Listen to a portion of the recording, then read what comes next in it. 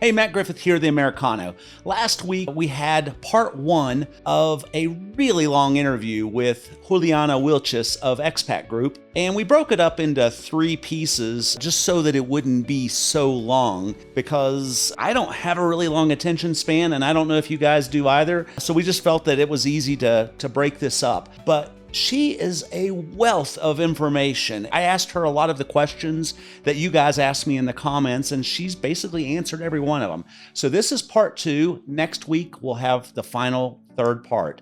So let's get into it. Migrant visa, what does it let you do? Accumulate time. And then you can apply for a residency, right? The residency, the amount of time that you need with a migrant visa changes per type of visa. So we have visas that only need 2 years. We have visas that need 5. 2 to 5 is the usual. When you get a resident visa, you're a resident in Colombia, you're free to sign up for the health insurance that has a lot less restrictions. Okay, so the health insurance, do you all have companies that you recommend for this? Definitely. And what are usually the rates that someone can expect to pay per month? And do they have to pay by the month, or do they actually have to pay for a whole year or 2 years when they apply for that visa? So a lot of these topics with health insurance can be variable, right? We've seen visas approved with monthly paid insurances, others not. So what the most important thing is that it covers all risks and repatriation. Those are the 2 specific points that the government's going to look at the most. If your health insurance does not cover you in Colombia, it does not cover repatriation and not cover all risks, you're probably going to be in trouble for that. So the government might request another health insurance. And anybody who doesn't know what repatriation is, it means flying you back to your home country. Yeah, in case something were to happen to you. Yes. So that's very important. Now, what we suggest is paying it yearly, and the health insurance company that we usually recommend to our customers, we do tell them that it has to be paid upfront per year. What have we seen a lot is that, and we're also, I think we're going to dig a little bit deeper into this, but the government nowadays is not issuing visas for more than a year, maximum 2, right? Before we used to have 3-year visas, like 3-year pensioner visas, 3-year marriage visas. Nowadays, it's a little bit less common. So they're getting a little bit more strict with giving you only a certain amount of time. What we have seen is that if you get 2 years of insurance, your chances of getting a 2-year visa are higher. They're not 100% because, again, the government has the final say on how long, who gets the visa, what type of visa, right? But we have seen that it does help a lot. There are a lot of prices in the market, right? And I'm sure they're probably dependent on age as well, aren't they? Yes, definitely. So some companies have a 75 years old limit. Some others have like a 69, some others have like an 80, it really changes. So the companies that we have worked with, their prices range, I would say, between 750 plus, like 800, just to go a little bit higher, to, I don't know, $1,200. But this is for the whole year. For the whole year. Yeah, so, okay, that's how much insurance in the US can cost per month. Yeah. So yeah, I know my fair share of insurance. This is, and again, the healthcare here is great. And I'm assuming with private insurance, does that afford you private healthcare here, or is it still in the public system? That's a little bit complicated. It gets a little bit tricky there because we have the EPS, right? That's the public national health insurance. We have the prepaid, which is kind of a more private, right? More Colombians get it when they want to have a special attention, right? Access to more services, a little bit more coverage for more medical specialties. But the prepaid is still part of the national health insurance. Okay. So we don't really recommend applying for a visa for that because there's always the possibility that the government can request the private health insurance. So what we recommend is an international health insurance, right? Since we've done this for a lot of years, we do have some partners. We can offer special prices. We can offer discounts for people that, try to get everything done with us.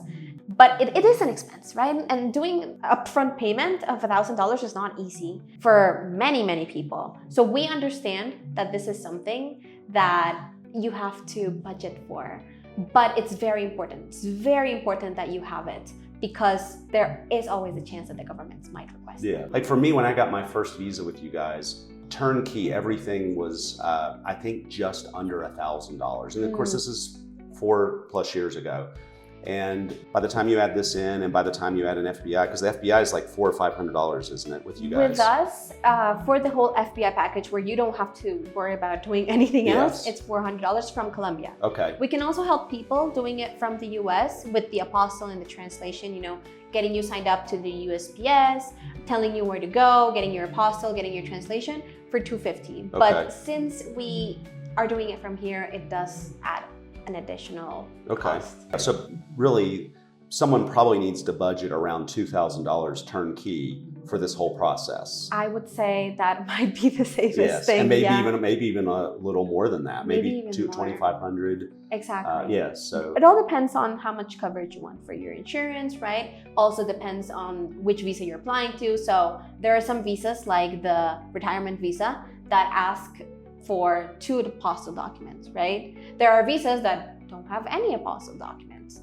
So it really depends on what your plans are. I will say that if you want a migrant visa, you're probably going to have to spend a little bit more, because you're trying to live here. You're not just visiting. It's the beginning of an investment. Exactly. Yeah, an investment in your life. So I agree with that. And plus, I feel like you're investing in the country as well. Yeah. So it's a give and take. Well, yeah, and the thing is the whole process, once you're here, the cost of living, everything about Colombia are just so much less expensive than the US, Canada, or anywhere in Europe. So yeah, if you come from a country with a stronger coin, definitely quality of life is going to be. So then, of course, what would be the next visa that you think is a popular visa?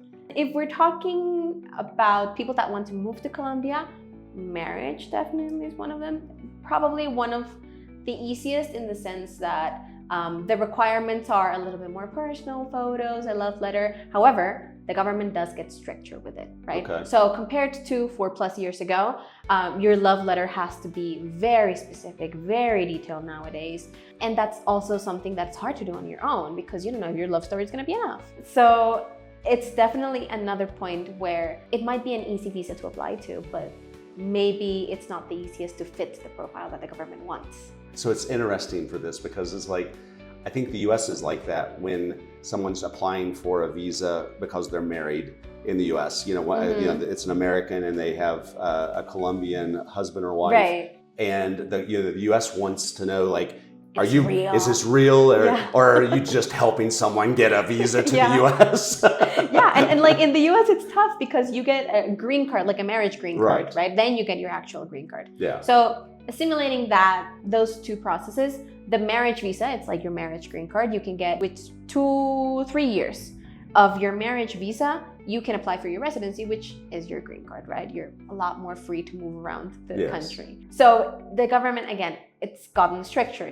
The FBI is also being requested for the marital visa. So it's a lot of things that nowadays the government is putting a lot more attention to, that before maybe it was a little bit more flexible. Okay. Right? I'm not into Colombian politics. I avoid them at all costs. But do you think that that's a lot of this is with the current administration, of those changes, or do you think this was just always going to happen anyway? I think one of the biggest factors has to be the amount of people that are coming in the country, because as we talked earlier, Colombia is getting really popular. It is. Not only for visitors, not only for digital nomads, but people want to come live here. Yes. And they want to spend a life here, build a life here. So I think, when there's more people, you also tend to get a little bit stricter. There is always a weight to the current administration, and not only the administration, but everything is political too, right? So the relationship between two countries, whether, whatever ideology each government is. Probably shouldn't be talking about that right now, because whichever that is, it's all about diplomatic relationships, right? So it's about how the countries are interacting with each other. That also has a weight to it. It can be everything. It's interesting watching my country from a distance, and I'm like, sometimes I'm just like, Yeah. That's why what I was wondering was, could things get worse or better with another administration? Because I think next year is another election year, isn't it? Yeah, it's another election Yeah. year. So, and of course, in my understanding here in Colombia, where in the U.S. a president can run 2 4-year terms, here they can only run 1 4-year term, right? Yeah, So far it is like that. But yeah, again, it is, when you're applying for a visa, it is a government process. Yes. The government has a decision. So while it can definitely influence the administration and the relationship between two countries, because those are two different things, it's also something that maybe it doesn't change, right? Maybe it's just the demand that Colombia is having worldwide And I can see that also gets a little bit strict, right? There's problematics that surge from a lot of things happening at once. So it's a way also to kind of make sure that you have people that actually want to be here and enjoy the country. Yes. Well, and I'll tell you that all of the foreigners, because it's not just Americans, I run into a lot of Europeans. And they do like it here. And yeah, a lot of French. And then Canadians as well. And, and so every one of them I talk to, everybody has the same feeling that I do. It's like, you said you lived in the US for a while. I did. And so, when you're in the US, Canada or Europe, there's almost a little bit of a wall when you meet somebody. It's almost like they're sizing you up. Should I talk to you or not? Yeah. And here that doesn't exist. It's like it's so easy, and it's not just Colombia. I find it throughout Latin America. It's a culture thing. Yeah, Latin people are just friendly people, and it's so easy to make friends. And that's part of, to me, the warmth and the vibe of Colombia is that. Well, we had dinner last night with some new people. It was amazing. And I love that. And there was somebody we met once. And so it's like, it's about sharing. It is. It's fantastic. Yeah. We invite people over all the time. We've just made I have a lot of friends in the US. I have friends in Europe. I have friends all over the world. I've been to 70 countries. So if I were to tell you the rate of earning friends, like how many I could get in 30 days. Yeah. That number is just drastically higher in Colombia than it is anywhere else in the world. Yeah, definitely. And it's something that, people keep coming back for. Yes. I've met a lot of foreigners who come, they spend their 3 months here, their 90 days, maybe not even 90 days, and then they come back. Well, the funny one I'm getting now in the comments is some of the people are saying they're interested to see the words they're using, like I'm a re-expat or something. They're a Colombian that has moved to the US and they have married either an American woman or American man, depending on, whatever. And now they've lived there for maybe 20 years and now they want to come back to Colombia. And so now they're looking to bring their spouse back. And it's interesting to see, when I talk to a lot of Colombians are like, I want to go to America. But if you go to Europe, no European wants to go to America except for maybe a 2-week visit. Yeah. They already like where they're from, but it's interesting to see that Colombians are now like, okay, I thought America was the American dream, and maybe it was years ago. When I was a kid, the US was ranked #1 on just about everything. And it's lost a lot of that in the past several years, not just one president. It's been a while. Yeah, it's been 20 years. Yeah. And so now you've got people that are like, that place I'm from, I think is better. And so now they're wanting to come back. And so it's like, I love seeing those comments because the warmth in the comment, they're excited about coming back here. This is where they want to retire. And so, I think that's cool. And in something like that, I guess somebody who's a Colombian who's married somebody in the US, that process I would think would be a little easier for them, wouldn't it? Since they're already a native? Yeah, definitely. It's important, that you have your documentation in place. So if you married in the US, you have to register your marriage here. Again, little things that you think they're given. Like if I'm going to take a moment and tell a personal story, but I came here after I graduated high school. So my degree is from the US. Okay. And university admission as a Colombian citizen, for me, it was terrible because all of my documents were foreign, right? And everything has to be like made equivalent here. Getting the apostille, I didn't even know you had to get an apostille for your grades, for your transcript. I would have never thought that either. Yeah, no. So as a Colombian, again, it's so difficult because you come back to your country and then it's like, it's not quite valid. And I didn't even know they needed an apostille until before I graduated college. So it's something I had to rush, and I myself went through the turbulence of having to get an apostille for a physical document. I'm not in the US. Yeah. It took a while. It took me like a month and a half because I didn't know how to do it. My parents had never done it. And I feel like even if you're married to a Colombian, you run into these problems because it's so much different when you come from abroad back to your home country with someone else, with something else, with something that is not from here. And I think that's a part of international movement that a lot of people don't get to experience a lot, because tourism is one thing. As I said, visitor visas, they have some requirements, but when you want to spend more time in a country, more than 6 months, more than 90 days, you start getting into the system. You have to be in a system, and that's where things get complicated.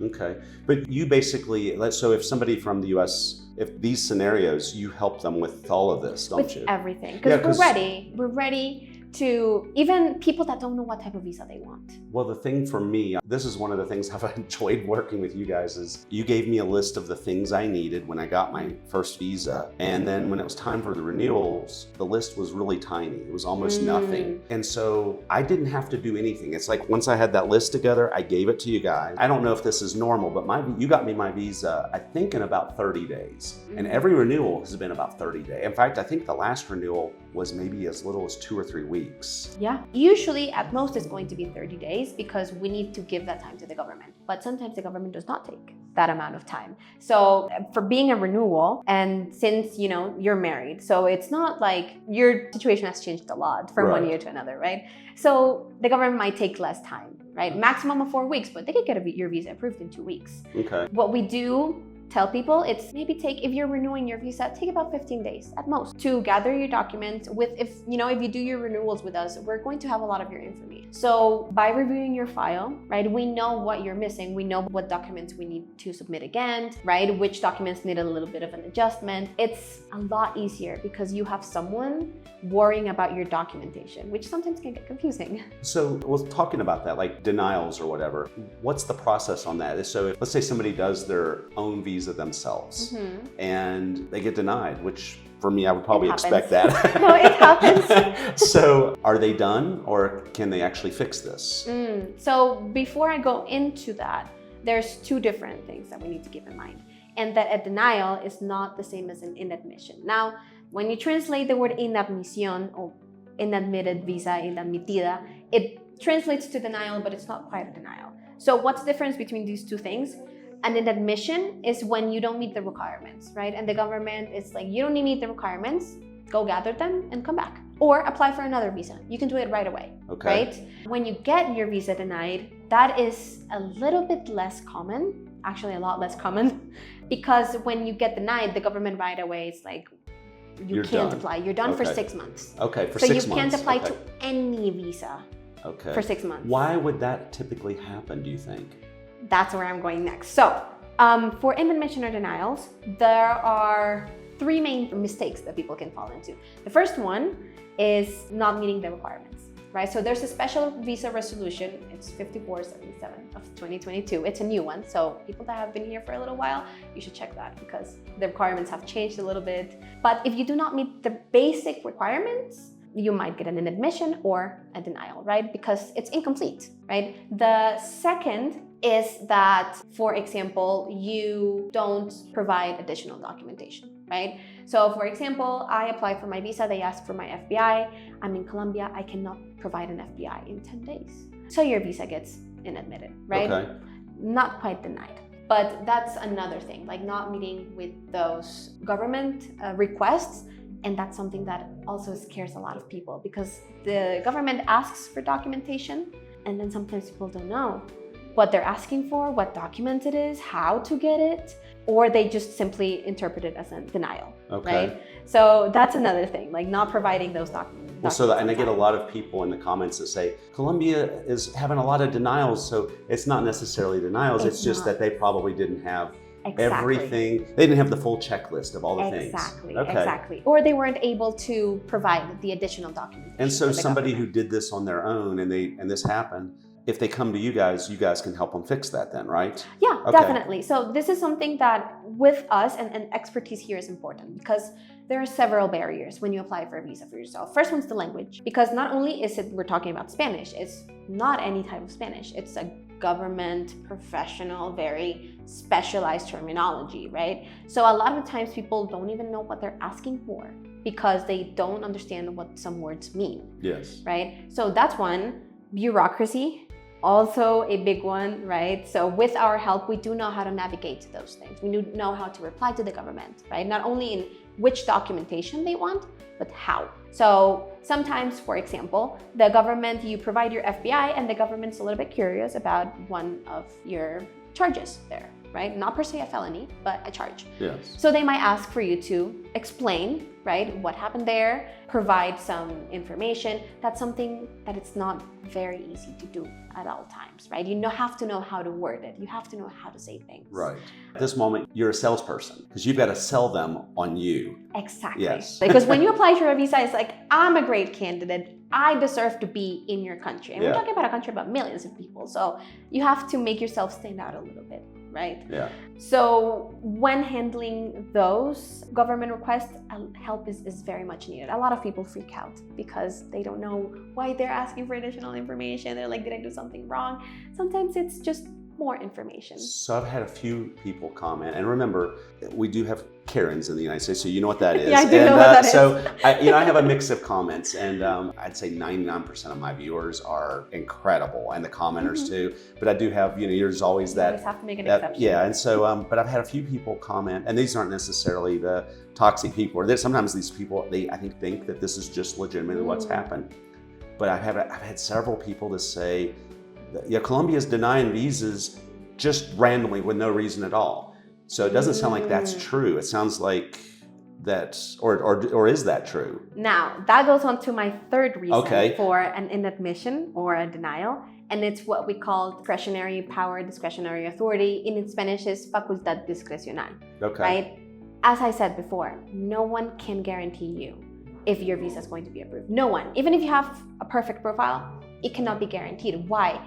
Because even though we have expertise, even though other people have had cases of success, the government makes the decision. So when you get denial or inadmission with discretionary power, the government basically says it's a matter of our opinion, right? It's like our power to do it. Most of the time they don't provide explanation. And that's where people get a little bit jumbled up. It's like, oh, what did I do wrong? There are ways to understand where that came from. Now, it's not always guaranteed that you're going to get an answer, but from our team, there are a lot of different things you can do to get a reply from the government. So one thing we do is we do a document called a PQR, right? So we basically are, in this case, your visa agent, right? Because your visa agent tells you, oh, your visa has been inadmitted because the government decided that it should be.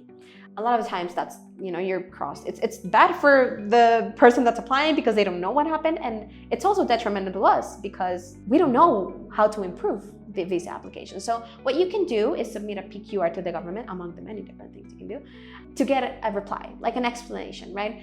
Sometimes they do. And then we can work on a new profile and the visa gets approved. So that's a lot of the cases for us. But in that case, though, you have to wait 6 months, though, don't you? No. Oh, okay. Inadmitted, right? Okay. Unless your visa is denied, negada, that's the keyword, negada, you can apply right away. Okay. Exactly. So the inadmitted, it's like, hey, I'm going to give you some time to prepare yourself, come back when you're ready. Okay. Right? But they don't keep the application open because the application cannot be open for more than a certain amount of time. So we can always submit that request to the government. The government can reply to us with an improvement or simply keep it a secret, right? That's something we can't do anything about. And that's when we come in and our team when you have advisors to help you, when you have people with expertise, they can either tell you, okay, you could apply for this visa, we could try this again. We have seen that the background check does have some weight in applications, especially felonies. So those are things to be handled carefully. You say if somebody had a felony in the US, and to me, that's rightly so, because I understand if you did something stupid when you were 18 years old and now you're 50 or 60 years old.